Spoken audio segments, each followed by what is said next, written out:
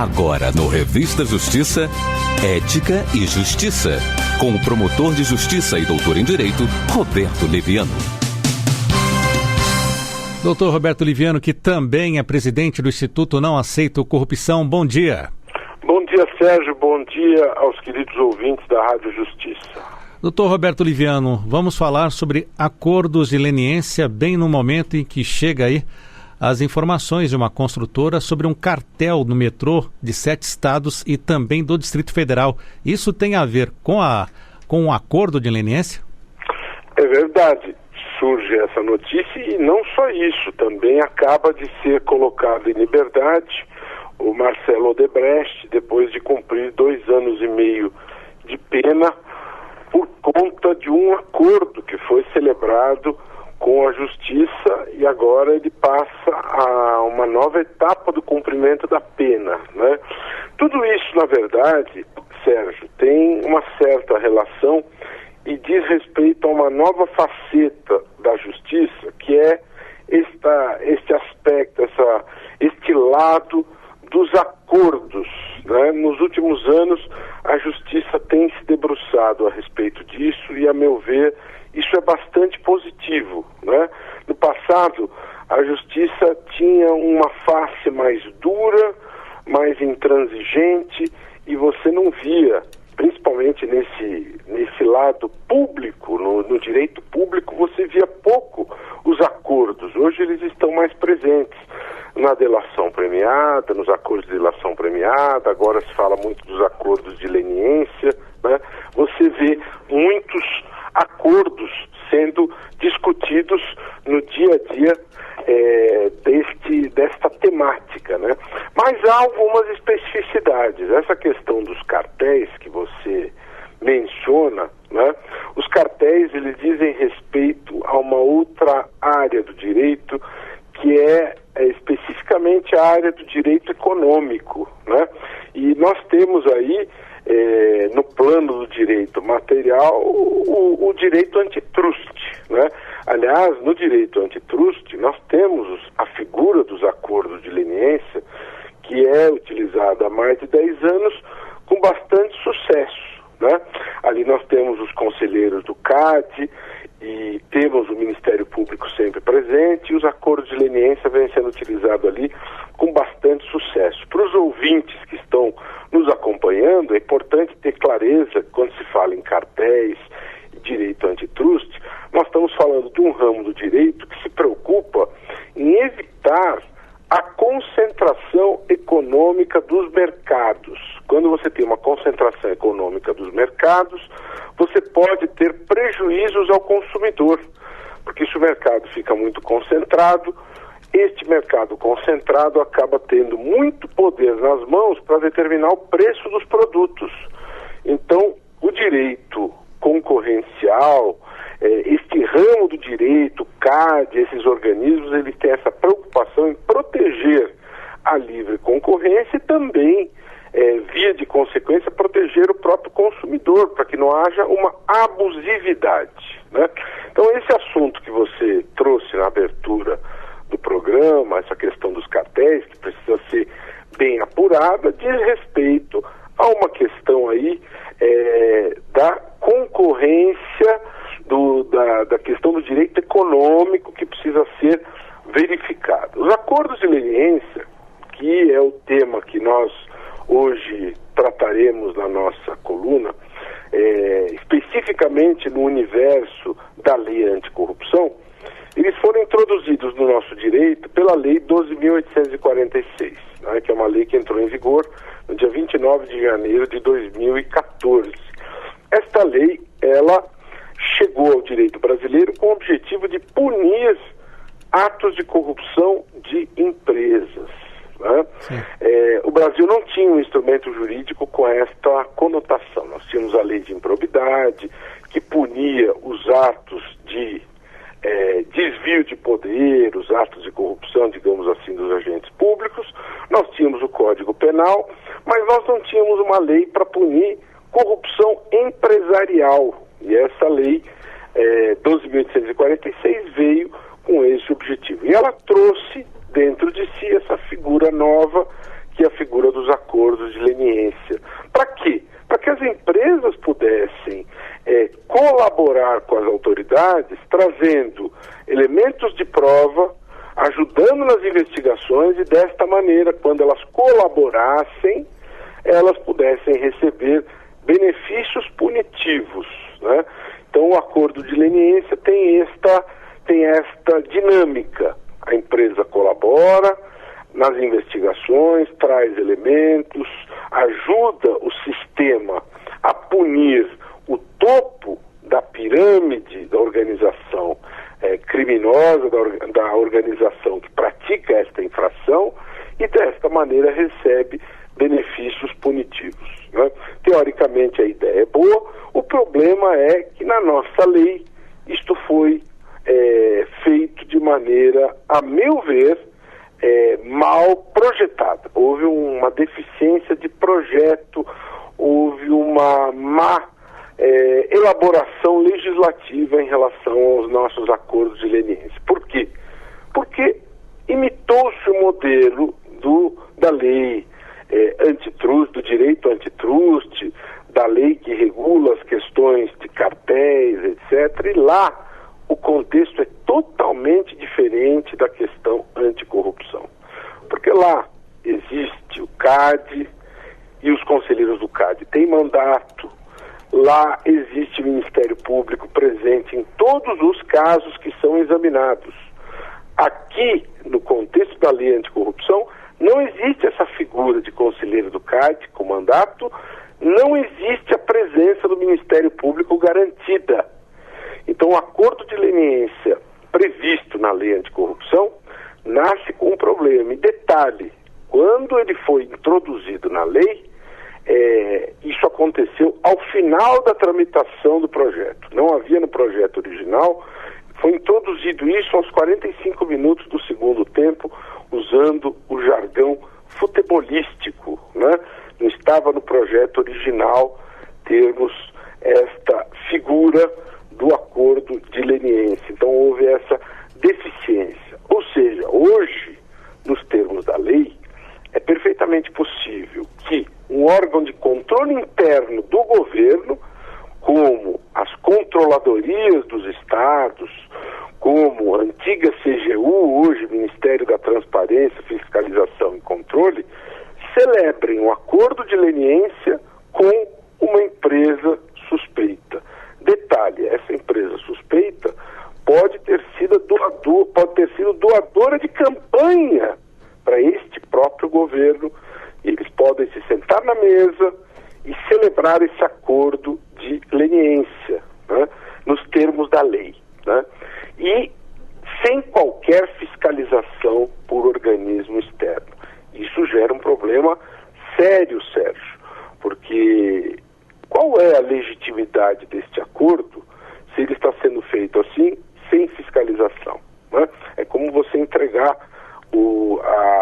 a raposa à guarda do galinheiro. A raposa, você dá para confiar na raposa tomando conta do galinheiro? É complicado, né? Então, a empresa, o órgão de controle interno do governo celebrando este acordo com a empresa suspeita, qual é o estímulo para o empresário cumprir a lei? Fica complicado, porque isso, de uma certa maneira, pode estimular a prática de atos ilícitos. A empresa transgride a lei, e aí vai, conversa com a controladoria e se acerta e faz um acordo de leniência e fica bonita na fita. Isso não é bom, porque dá a impressão que a impunidade ela pode ser resolvida nos subterrâneos, na porta dos fundos. O sentido disso é absolutamente ruim, né? É negativo, né? E o que o acordo de leniência ele gera como consequência, Sérgio, e ouvintes que estão nos acompanhando? Quando se celebra um acordo, o que isso gera como consequência ao ser celebrado esse acordo de leniência? Em primeiro lugar, acesso aos recursos do BNDES.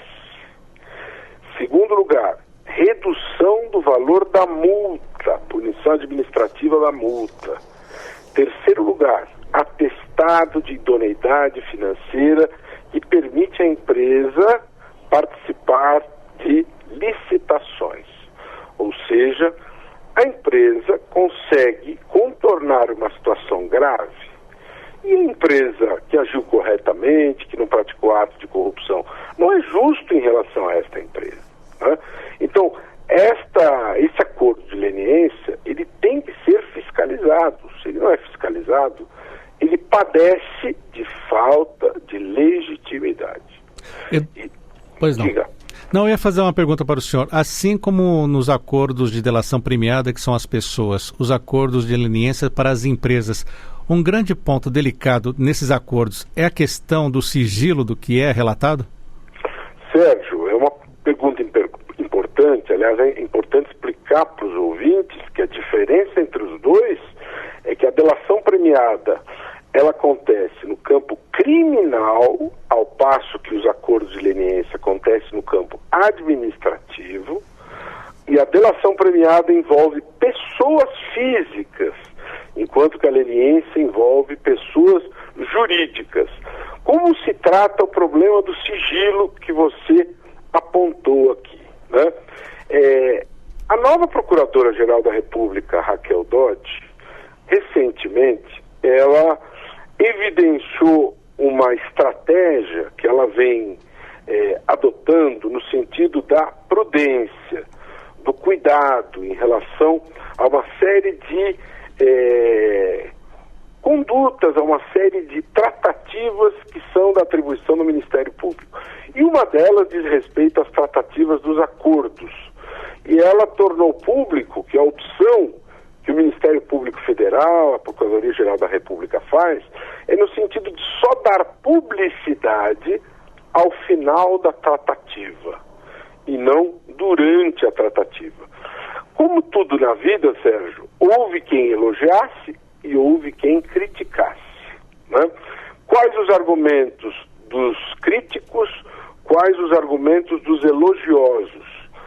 Os críticos disseram que, desta maneira, fica difícil fiscalizar, fica difícil ter acesso ao que aconteceria nos bastidores durante essas tratativas, e isso geraria uma dificuldade de permitir à sociedade que acompanhasse os subterrâneos de tudo isso. Por outro lado, quem elogiou disse que é uma prudência recomendável visando evitar assassinatos de reputações antes do momento mais seguro, mais sólido, em que você tem uma situação já consolidada do final desta tratativa, né? É muito delicada esta situação. É absolutamente defensável a opção feita pela Procuradoria-Geral, porque o cuidado em relação à divulgação de fatos visando preservar a reputação de pessoas é um cuidado absolutamente correto e razoável. Nos tempos de hoje, em que o bem mais precioso que existe é a reputação, é a imagem das pessoas, né? Então, você tornar públicas informações a partir de um determinado momento em que você tem uma segurança maior, em que você tem uma consistência maior em relação a uma acusação, em relação a uma apuração já concluída, é absolutamente plausível, né? Agora, em termos conceituais, quando você coloca a questão do sigilo ou a publicidade, é sempre importante lembrar que a publicidade, ela é a regra. Nós temos no artigo 37 da Constituição a publicidade como regra. O sigilo é a exceção. O sigilo, ele pode acontecer em situações em que ele seja necessário e ele deve ser sempre justificado e fundamentado, né? E qual deve ser o critério? O critério deve ser a prudência, deve ser o cuidado, né? Não se pode esconder o jogo da sociedade, mas, por outro lado, deve-se ter o cuidado, deve-se ter a prudência para evitar destruir a imagem das pessoas de maneira desastrada, de maneira injusta, né? Então, este é o dilema que se coloca para aqueles que lidam com o sistema de justiça, né? Inclusive, a revelação indevida de segredos, Sérgio, ela é disciplinada até no campo penal. Você vê no artigo 325 do Código Penal, a revelação indevida de segredos é definida como crime, né? Então, este tema tem relevância, que é protegido, bem jurídico, tem proteção até no plano penal, né? Portanto, essa é uma matéria importante, é uma matéria que merece atenção por parte do sistema todo de justiça, e o ponto-chave qual é? É o cuidado, é a prudência, é a razoabilidade na conduta, tá certo? A opacidade, ela não é saudável, mas ao mesmo tempo é necessário que nós tenhamos cuidado ao lidar com a imagem das pessoas. Lidar com a imagem das pessoas não significa protegê-las indevidamente, né? Não existe obrigação por parte de membros do Ministério Público de proteger indevidamente quem quer que seja, mas nós temos que ser cuidadosos ao investigar para não assassinar reputações, para não manchar reputações indevidamente, porque o dano pode ser irreversível. Agora, 8h54. Doutor Roberto Liviano, para encerrar, vamos voltar ao assunto inicial. Tivemos esta denúncia da Camargo Correia, que aponta o cartel no metrô de 7 estados, também aqui no DF. Como fica daqui para frente isso? É feita uma investigação? O que é feito? Natural que essa investigação deve ser ampla, como você está apontando. A existência desse esquema em vários estados deve determinar investigações em várias unidades da federação. Inclusive, essa questão do cartel, ela tem repercussão no campo material, no campo civil e também no campo penal. Com certeza absoluta, estas revelações feitas pela Odebrecht gerarão estas repercussões importantes que acontecerão nos próximos dias. O Odebrecht, que tem sido personagem central em todos esses episódios, como eu disse no início, hoje foi colocado em prisão domiciliar o Marcelo Odebrecht, onde foi encontrado o famoso Departamento de Operações Estruturadas, e por outro lado está procurando se reposicionar, criando aí todo um setor que se preocupa em prevenir a corrupção. Ou seja, nós vamos viver momentos importantes em relação a tudo isso, porque, infelizmente, a corrupção ela foi escolhida como modelo de negócio por algumas empresas, e é necessário que haja um total reposicionamento, e o sistema de justiça vai ter que ter bastante firmeza em observar se esse modelo, de fato, foi substituído pelo modelo da integridade, né? Porque não adianta colocar uma tabuleta na porta e dizer que agora se está fazendo diferente. É necessário ter segurança, observar-se se de fato no âmago, nas práticas profundas da empresa, de fato agora houve um reposicionamento, se há um comprometimento do topo da pirâmide, da alta direção da empresa, em relação a esta nova visão, levando a empresa a este novo posicionamento, que é extremamente importante, que as empresas têm um papel, uma função social fundamental, a geração dos empregos. O Ministério Público e a Justiça não tem como objetivo querer a quebra das empresas, o fechamento das empresas, muito pelo contrário.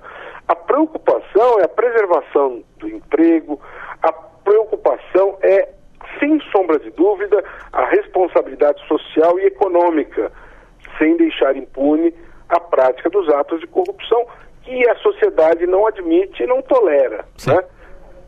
Está certo. Doutor Roberto Liviano, promotor de justiça no estado de São Paulo, doutor em Direito Penal, presidente do Instituto Não Aceito Corrupção, que todas as terças-feiras participa do nosso quadro Ética e Justiça, e nas próximas semanas estaremos revendo decisões importantes do Supremo Tribunal Federal no combate à corrupção. Muito obrigado mais uma vez.